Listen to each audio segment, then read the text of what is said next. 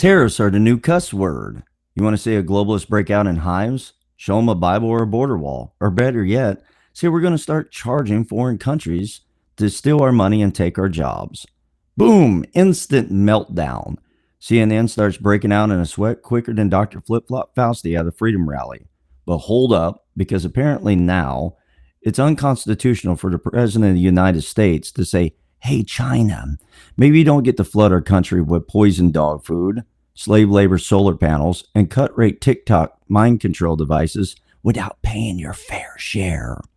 Unconstitutional? Hamilton just rolled over in his powdered wig and slapped a tariff on your imported logic.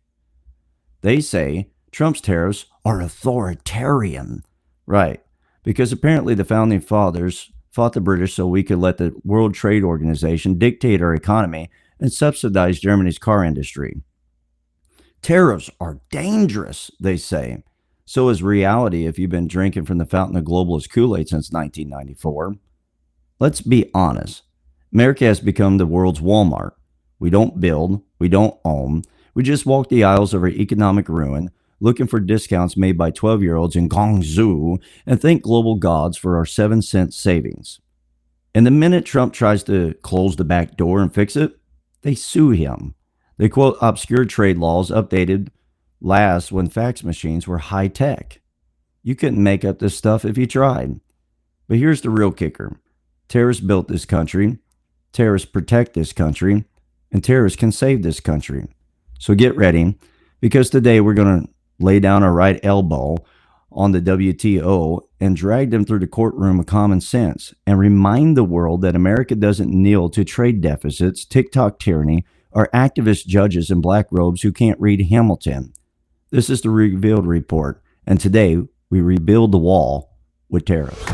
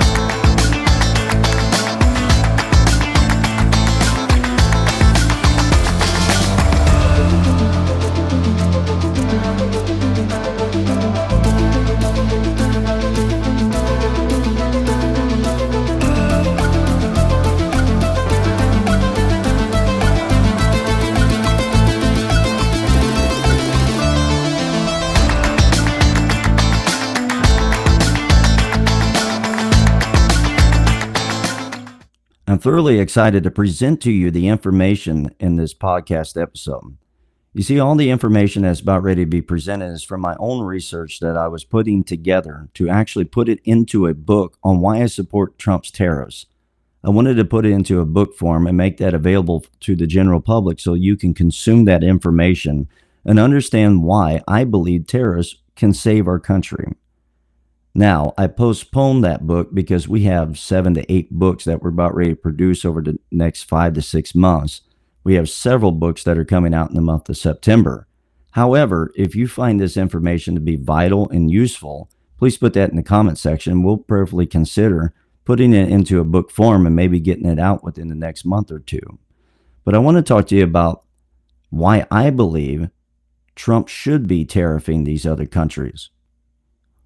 And I want to present to you some of the information that was going to be put into my book. And maybe if you like this, it will still be put into a book form. You see, once upon a time, a group of powdered wig wearing colonists told a king what he could do with his tea taxes. They were sick of tyranny, sick of paying for royal parades and powdered vanity while their own tables were bare. So they dumped a boatload of British tea into the Boston harbor, lit the spark of revolution, and declared no taxation without representation. Fast forward 250 years and meet the modern Congress. 535 representatives of you, the American taxpayer, except they represent Wall Street, foreign lobbyists, and global investors far more than you.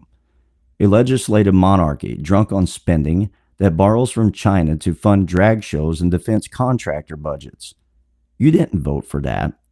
You didn't storm a beach in Normandy or build a rail line across the continent so your government could subsidize imported solar panels made by Uyghur slaves. But here we are. They told us free trade was freedom. They told us outsourcing was efficiency. They told us tariffs were backward. They lied. So how did we get here? In 1940, America was the factory of the world. We produced the tanks, the trucks, and the tools that saved freedom. By 1960, we made 50% of the world's goods. By 2000, we made 25%. By 2024, try 16%, and we were falling. Meanwhile, China now makes 27% of the world's industrial output. Their share is projected to hit 45% by 2030. That's nearly half of everything built on Earth. You think they got there because they out-innovated us? Try out-subsidizing, out-manipulating, out-stealing, and out-selling to Congress that couldn't balance a checkbook with a calculator and a divine intervention. Let's talk about the gospel of globalism.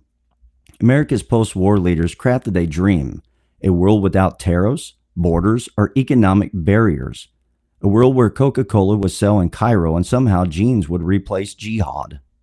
They called it free trade. Turns out it was just a free-for-all. They told us that this would create a global middle class. Instead, it created a Chinese manufacturing empire, a U.S. trade deficit so massive it makes Mount Everest look like a molehill, an American middle class gasping for air in a Dollar Tree economy. It turns the rapper 50 cents into a quarter.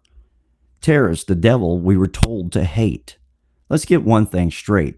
America was built on tariffs. Alexander Hamilton literally designed them as the funding mechanism for the federal government. Abraham Lincoln protected American industry with them. And William McKinley, he rode them all the way to the White House.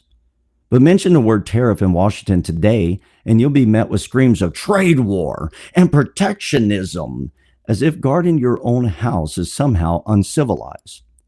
Meanwhile, China charges 25% tariffs on American cars. Europe charges 10%, and the U.S. just 2.5%. But remember, we're the evil ones. You pay them to tariff us. You pay China to beat us in our own market. So who actually needs who? Let me put it plainly. They need us more than we need them. America is the largest consumer market in the world. We buy more Chinese goods than any other nation. We are the top market for European exports. Canada and Mexico will economically suffocate without U.S. trade access. And yet they tariff us. They lecture us. And they retaliate when we dare to protect our own workers. This isn't just about economics. It's about sovereignty. And we traded it away for cheap TVs, broken promises, and a debt that rivals Babylon before it falls. It's time to break the spell. We were once a nation of pioneers, builders, and visionaries. And now we're a nation of debtors, addicted to imported junk, funded by Chinese lending, and governed by people who think tariff is a dirty word. If we don't confront this now, we won't just be broke. We'll be bought and sold spiritually and economically by kings we never crowned. So how did the salesmen of globalism pitch our sovereignty for pennies on the yuan? Every snake oil salesman needs a pitch. And the globalists? They came with the best script money could buy. Literally. Ivy League economists, multinational CEOs, political strategists, and media mouthpieces all preaching the same sermon. Open markets, lower tariffs, peace through trade. It was the gospel of globalism, and America was the altar call, except we didn't realize the offering plate was our economy. Free trade, free lies. Let's talk about David Ricardo, the 19th century economist. Every modern free trader worships like he's Jesus Christ. He came up with the theory of comparative advantage, which basically says, don't make what others can make cheaper. Just trade with them and everyone wins. Here's the problem. Ricardo never lived through the Chinese Communist Party. He didn't anticipate slave labor, environmental sabotage, or forced intellectual property transfers. He never imagined a world where one side plays Monopoly while the other flips the board over and somehow still wins. And they told us free trade was a win-win. But let's look at the scoreboard. $295.4 billion trade deficit with China in 2024. $1 trillion in foreign goods flowing into U.S. ports. 60,000 plus factories shut down since China joined the WTO in 2001. Over 5.8 million manufacturing jobs lost since the year 2000. If this is winning, I really did hate to see what losing looks like. Let's talk about the middleman presidents. Let's name names. George H.W. Bush called it the New World Order. Bill Clinton handed us NAFTA and welcomed China into the WTO with a handshake and a sales pitch. Barack Obama pushed TPP, Trans-Pacific Partnership, a 5,500-page monster of a trade deal that would have made national sovereignty a bad memory. Even George W. Bush, the compassionate conservative, or in other words, the Republican reprobate, gave us a nation addicted to Chinese imports and Middle East oil. And what did we get? A shrinking middle class, rusted out cities, a generation of kids who think manufacturing job is a boomer meme. Don't worry, China will democratize. At least that's what they said, right? That was the big promise in 2001. Let China in the WTO and their people will taste freedom. They'll get rid of communism. They'll want more of what we have. What we didn't know was that while they were promising democracy, they were also building concentration camps, digital surveillance states, and a navy to sink ours. In 2001, China's GDP was $1.3 trillion. By 2024, over $17 trillion. We built their empire, and they built our dependence. The left used to believe in tariffs too, believe it or not. What irony. Nancy Pelosi once blasted China's tariffs as abusive. Chuck Schumer begged Bush and Obama to take action against China's currency manipulation. Even crazy Bernie Sanders, that looks like he should be on some park bench somewhere feeding pigeons, campaigned in 2016 saying trade with China had destroyed American manufacturing. Hollywood actors like Robert Redford once demanded tariffs to protect American film rights. Now, they're silent, busy selling their movies to Chinese box office. The real reason they sold us out, it wasn't for the people, and it wasn't for peace. It was for profit. It was for greed. Globalism made the rich richer. It let CEOs outsource production, pay slave wage overseas, and sell back to Americans at 500% markup, all while wrapping it in a bow of economic progress. You see, the progressive movement has always been a digressive movement. That's exactly what the left does. They wear a mask claiming to be the opposite of what they are. We're here for the people when really they're out to enslave you. You got Walmart. They got mansions in Aspen. We're done with the lies. Done with selling out our children for cheap TVs and green energy that relies on Congolese child labor. We're calling it what it is. It's robbery, it's betrayal, and it's a battle we're fighting. So let's talk about how to lose a nation in 10 trade deals. Let's talk about the death of American industry, signed, sealed, and container shipped. They told us NAFTA would make us rich. They told us China entering into the World Trade Organization would bring mutual prosperity. They told us if we opened our borders for goods, not people, unless they were voting Democrat, the world would thank us, buy our products, and sing the praises of American democracy. What we got instead was hollowed out towns, heroin in the suburbs, TikTok on every phone, fentanyl pouring across the border, and the world's largest economy addicted to foreign sweatshops. This isn't free trade. It's a funeral procession with a stock ticker. Let's talk about the trade deals that killed the American dream. NAFTA, the North American Factory Transfer Agreement. In 1994, signed by Clinton, pushed by Bush, cheered by economists who never worked in a factory. They promised it would create hundreds of thousands of jobs. It did. In Mexico, over 900,000 U.S. jobs were lost due to NAFTA by conservative estimates. Some pegged the number far higher. And what did we trade them for? A flood of low-cost imports, depressed wages for working Americans, a glorified excuse to shut down domestic manufacturing and pretend we were evolving into a service economy. We went from building things to serving coffee to the people who still build things in other countries. Let's talk about China and the WTO, the 2001's Trojan horse, a little bit more. The same politicians who said Saddam had weapons of mass destruction told us China would play fair once we let them into the global club. Spoiler alert, they didn't. We lost 3.7 million jobs to China between 2001 and 2018 alone. 2.8 million of those were in manufacturing. Here's the kicker.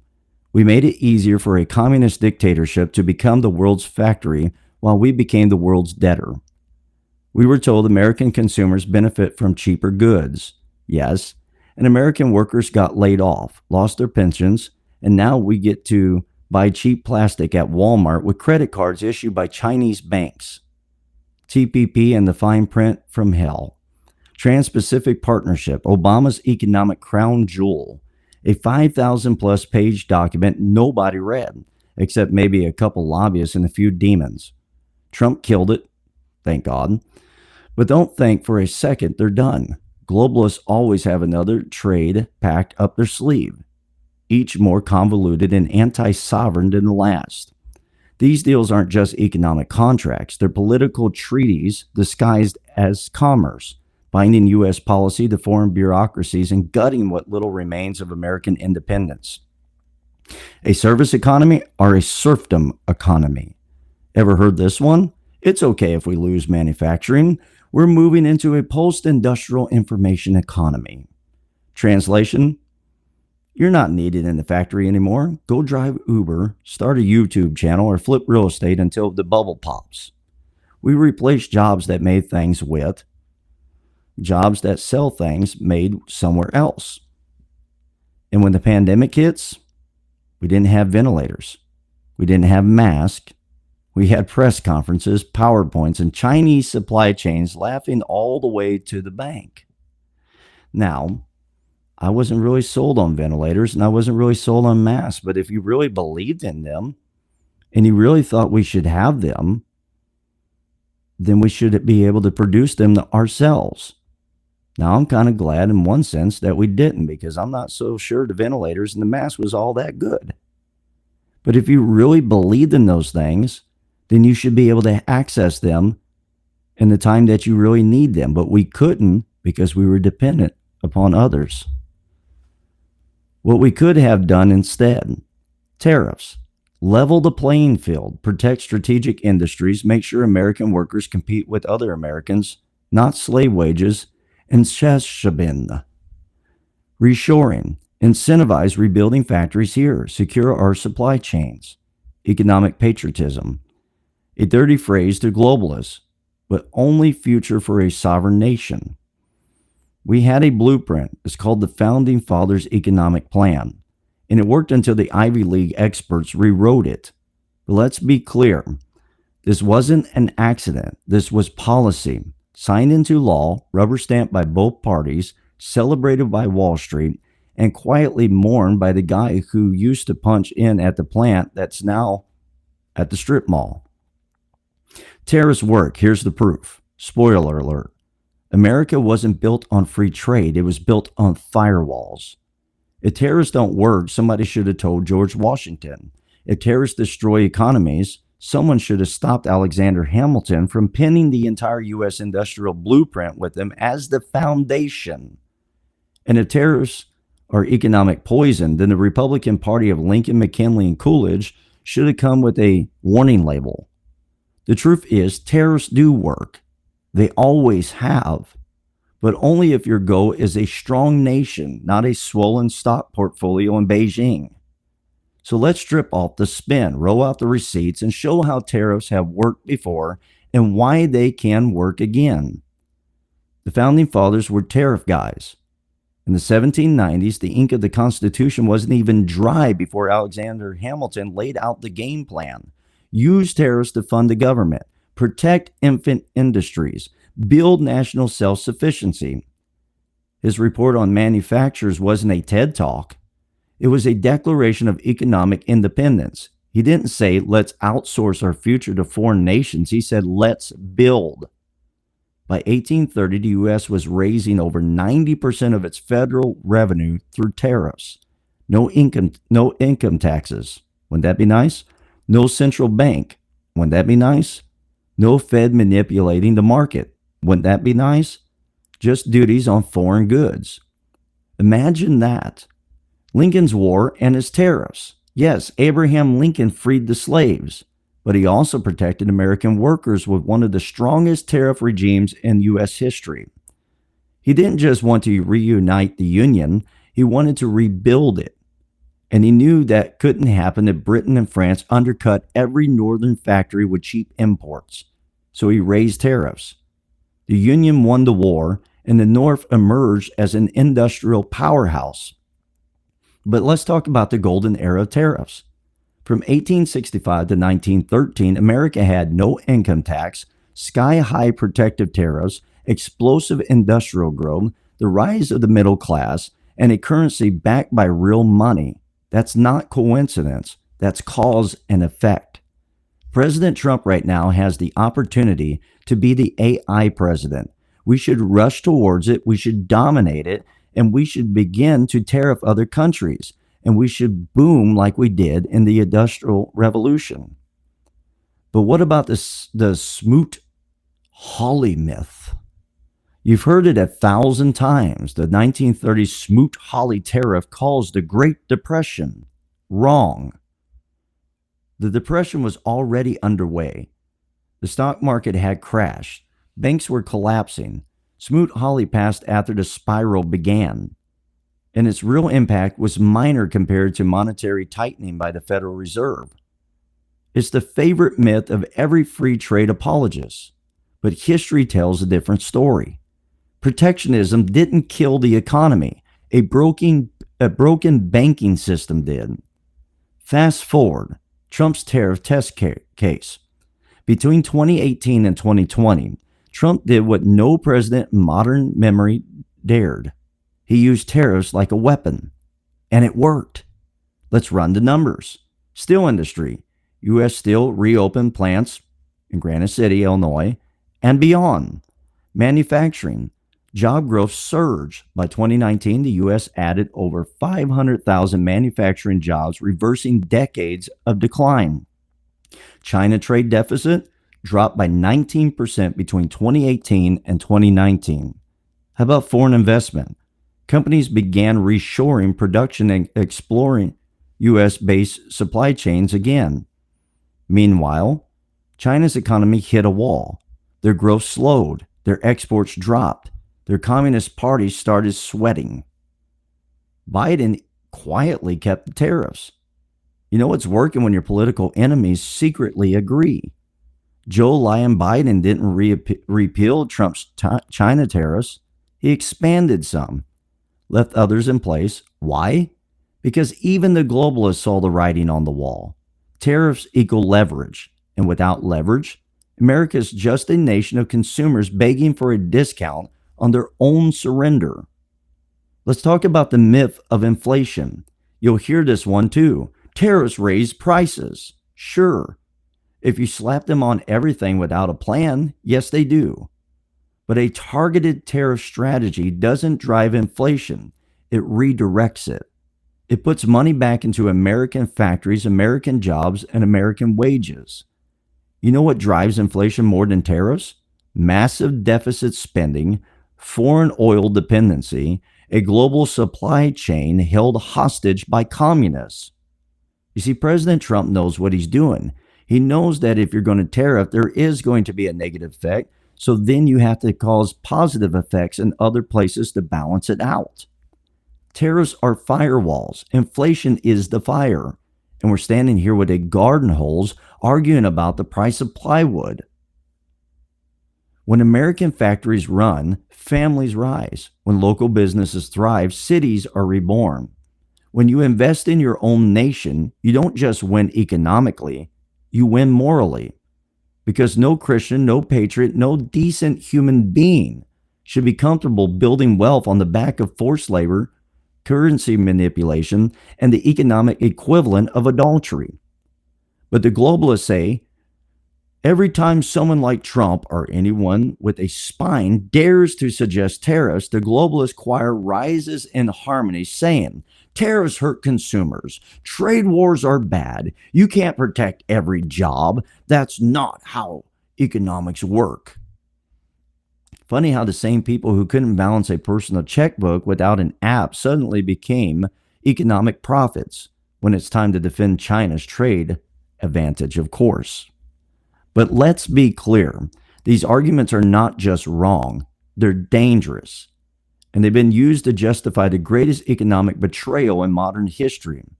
So let's torch the myths one by one. Myth number one, tariffs are a tax on consumers.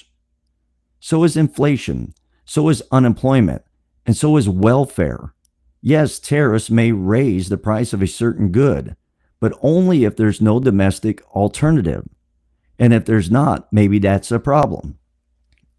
But if you're relying on a communist dictatorship to produce your basic goods, the issue isn't the price, it's the policy. Tariffs don't exist to make things more expensive. They exist to make America more independent. And by the way, those cheap prices at Walmart, they're subsidized by American job losses, Chinese labor abuses, U.S. tax-funded safety nets for unemployed workers. You pay either way. Tariffs just make sure someone in America gets the paycheck. Myth number two, trade war hurts everyone. China has been in a trade war with us for decades. 25% tariffs on American goods, currency manipulation, intellectual property theft, slave labor, and exporting subsidies. But when we respond with a tariff, suddenly the media calls it dangerous. Let's reframe it. If someone punches you in the face for 30 years and you finally swing back, you're not starting a fight, you're finishing one. Myth number three, protectionism never works. America's greatest industrial booms happened under protectionist policies. The Industrial Revolution, Lincoln's tariffs during and after the Civil War, the post-World War II manufacturing surge. You know what hasn't worked? Free trade with dictators. We protected Japan and Germany after World War II. We rebuilt them. Now they compete with us while still protecting their markets. Why are we the only country stupid enough to play by rules no one else follows? Myth number four, we can't bring those jobs back. With the right policies, incentives, and leadership, we can bring manufacturing home. We've already started in steel, semiconductor production, medical equipment, and energy. Hello, American fracking?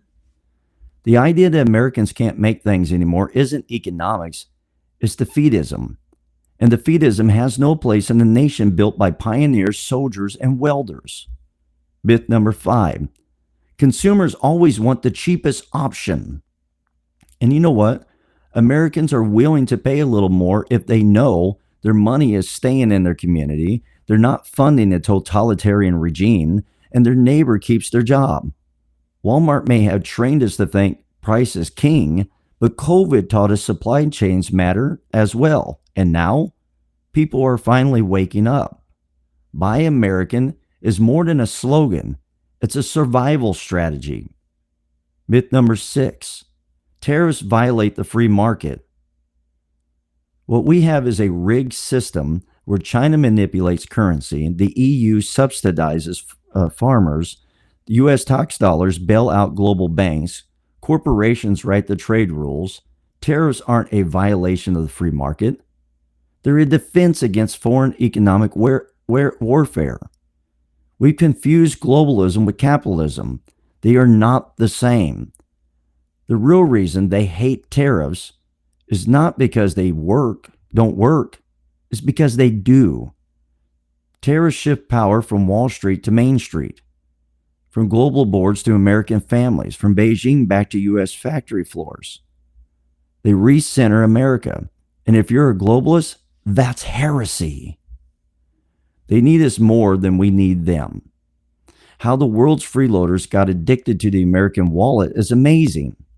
If you believe the media, you think that When America imposes tariffs or even sneezes in the direction of nationalism, the whole world starts crying, and not because they're scared of us. No, no. They tell us we need the world.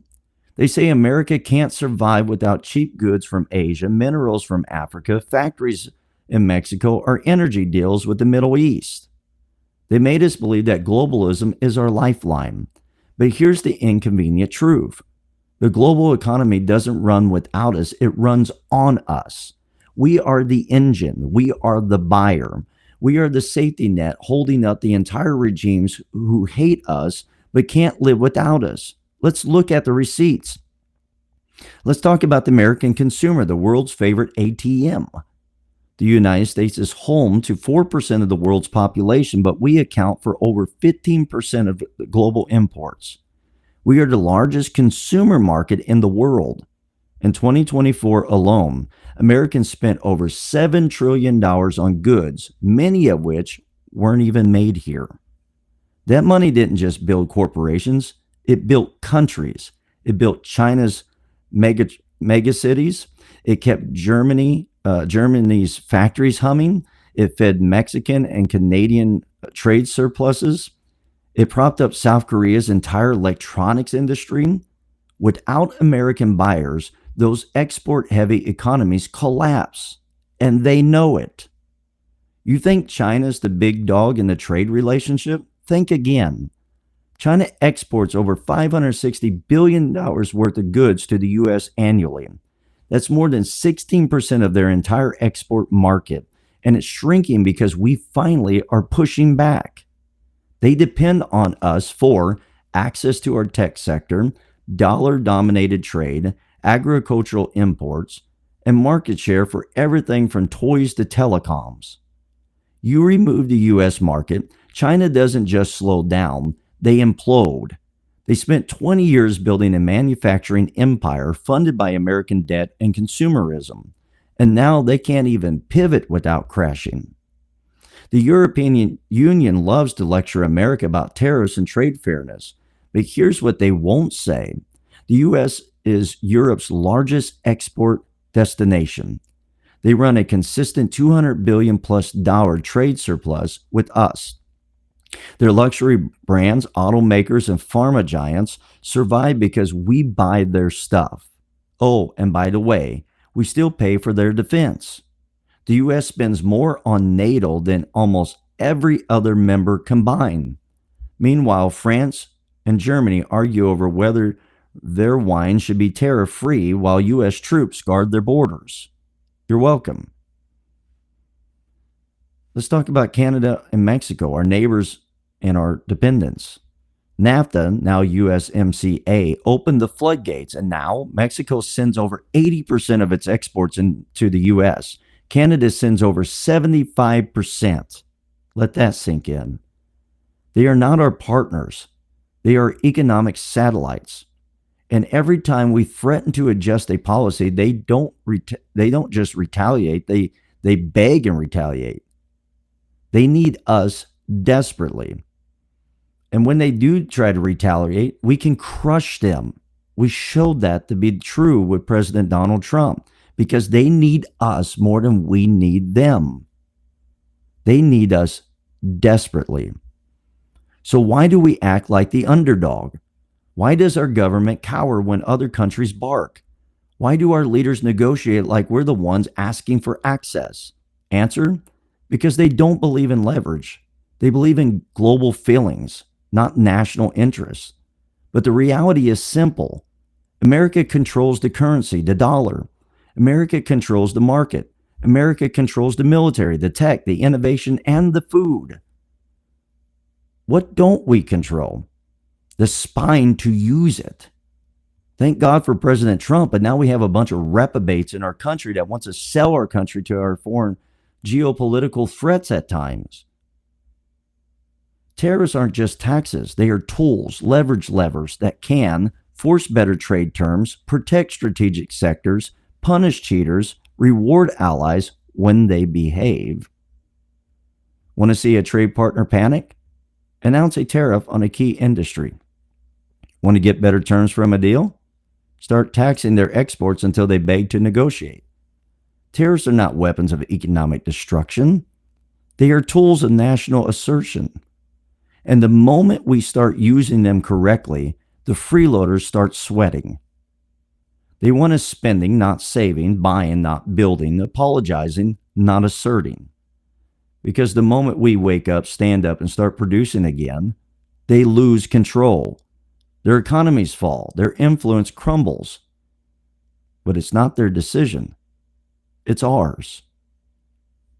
Bringing back work, worth, and worship with callous hands and consecrated vision is an absolute necessity for the survival of our nation. There was a time when a man with a high school diploma could buy a home, raise a family, and retire with dignity. Not because he was a Wall Street genius, but because he worked at a steel mill, an auto plant, or a tool shop. He built things. He clocked in. He tied. He raised godly kids, saluted the flag, and trusted preachers more than pundits. That man didn't vanish. He was outsourced. His job was shipped off to a country with no labor laws. His benefits disappeared. His factory turned into a vape shop, and his kids were told they were too smart for blue-collar work. So they racked up $80,000 plus in student loans just to learn how to organize TikTok campaigns for oat milk and have somebody come along and demonize capitalism and try to get the government off tax dollars to pay off their debt.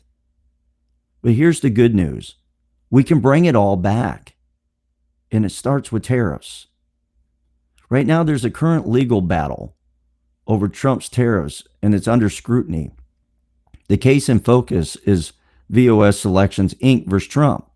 Small business in 12 states sued, claiming that the Liberation Day tariffs imposed under the International Emergency Economics Powers Act, IEEPA, is unconstitutional. The Court of International Trade ruled that using the IEEPA to impose tariffs exceeded presidential authority, as IEEPA doesn't explicitly allow tariff setting. Federal Circuit Court of Appeals affirmed the lower ruling in a 7-4 decision, ruling that regulate imports under the IEEPA does not authorize the sweeping tariffs imposed. The ruling was stayed until October 4, pending Supreme Court appeal. The Supreme Court will soon decide whether the IEEPA can be used to impose tariffs, potentially redefining executive power in trade policy. Now, let me give you my defense of Trump's tariffs, a constitutional mandate to protect the republic. Tariffs are not tyranny. They are the most constitutionally grounded, historically proven, and morally justified tool a president can wield to defend economic security of this nation.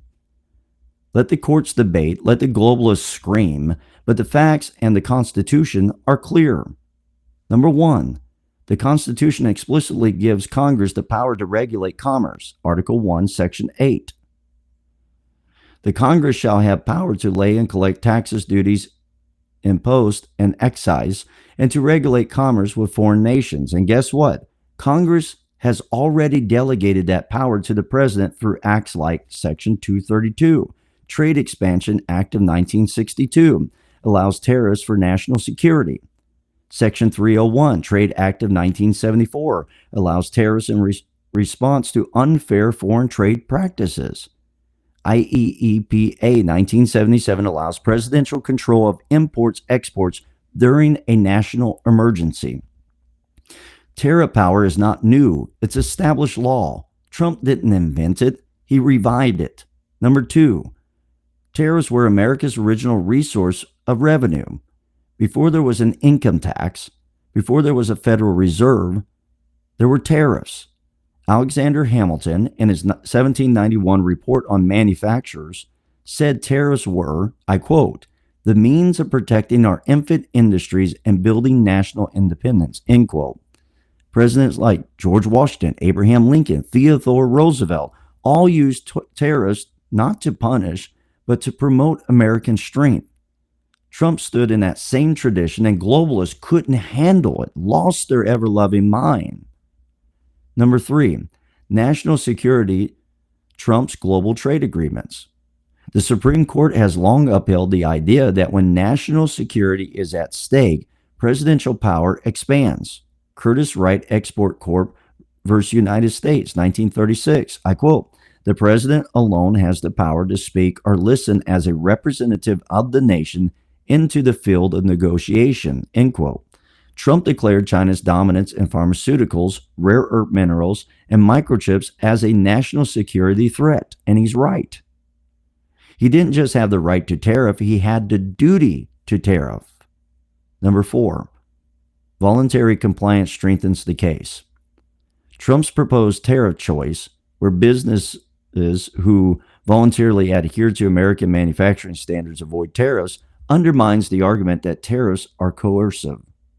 This isn't tyranny, it's incentive.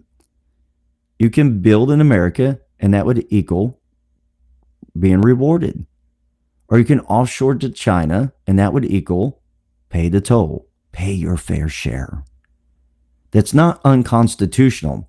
That's basic stewardship. Number 5, tariffs work. And I believe they're probably more popular than what the mainstream media would like you to think. Because who really wants forced China labor, and who would not want Trump's tariffs to force China to negotiate trade terms, raise billions in revenue, bring back domestic production in steel, aluminum, and semiconductors? And the last I seen, a great deal of Republican voters believe in Trump. And honestly, if many Democrats would be honest and get rid of their narratives, they would agree as well. The idea that the Constitution forbids what the founders themselves practice is laughable. Number 6, courts are not the final word. The Constitution is. Even if the courts try to block the use of IEEPA for tariffs, that's not the end of the road. It's the beginning of a bigger fight. Because no activist judge, no global trade body, and no imported lobbyist should override the sacred duty of the American government to protect its own people. Conclusion: a wall of tariffs is not a barrier, it's a gate. Tariffs don't close America off from the world. They prioritize America's place in the world. They say, we'll trade with you, but not at the cost of our workers. We'll cooperate, but not capitulate. We'll lead, but we will not be looted. That's not isolationism. That's leadership. Trump's tariff policy is not only legal, it's legacy-level leadership. A nation that cannot control its economy cannot control its destiny. Quoted from yours truly. Let them debate. Let the courts twist. But history will show that tariffs were the tool that saved American sovereignty when the globalists had nearly sold it off. And that President Trump stood at the gate and said, "You may enter, but only on our terms." America, I pray that you would consider backing President Trump on his tariffs. God bless you, America. Have a great day.